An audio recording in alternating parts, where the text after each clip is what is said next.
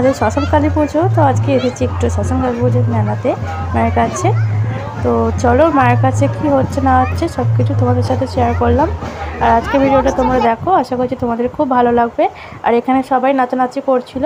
তো চলো আমি আর বেশি বলবো না, তো এখানে ভিডিওয় যা হচ্ছে তাই তোমাদের দেখাবো। আর মায়ের দর্শনও তোমাদের করাবো, কি সুন্দর মায়ের রূপ।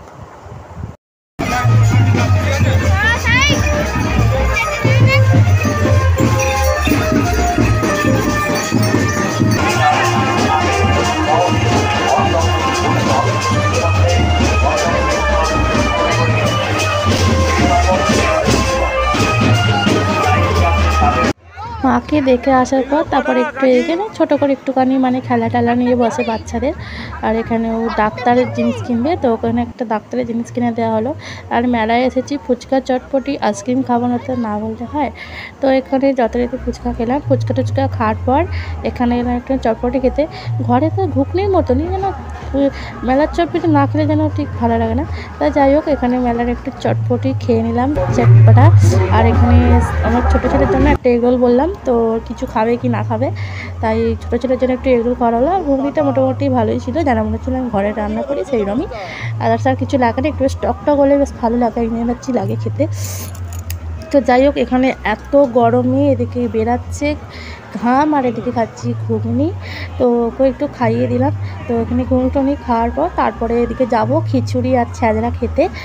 আর এদিকে দেখো কি সুন্দর বাজিগুলো ফাটছিল, কি সুন্দর কি বলবো। আর ওখানে এত ভিড় হয়েছে, একটু ঘুরে এলাম, চলো একটুখানি পরে যাব। কিন্তু আবার যখন খেতে গেলাম তখন দেখি কি আরও ভিড়, দেখছো কত ভিড় দেখছো। এত গরমে কিন্তু লোক খিচুড়ি খেতে এসেছে। আর হ্যাঁ, এখানে বসেই খিচুড়ি খেয়েছি।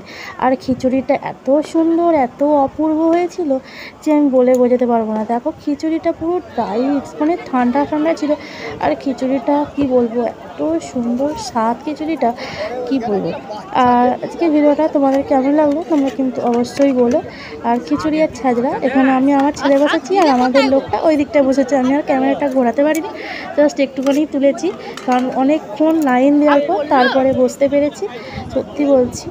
আর এখানে খিচুড়ি খাওয়ার পর আবার চলে এলাম একটু আইসক্রিম খেতে। যাই হোক, তো আইসক্রিম খাওয়ার ভিডিওটা আগেই তোমাদের ছেড়েছি, তোমরা আগেই দেখেছো। বাবা এবারে ঘরে যেতে পারলে বাঁচি। তো চলো ঘরেও আমি চলে এসেছি, জামাটা আবার ছেড়ে শোবো। Tata, bye bye, good night. কেমন লাগলো অবশ্যই কমেন্ট করে জানিও।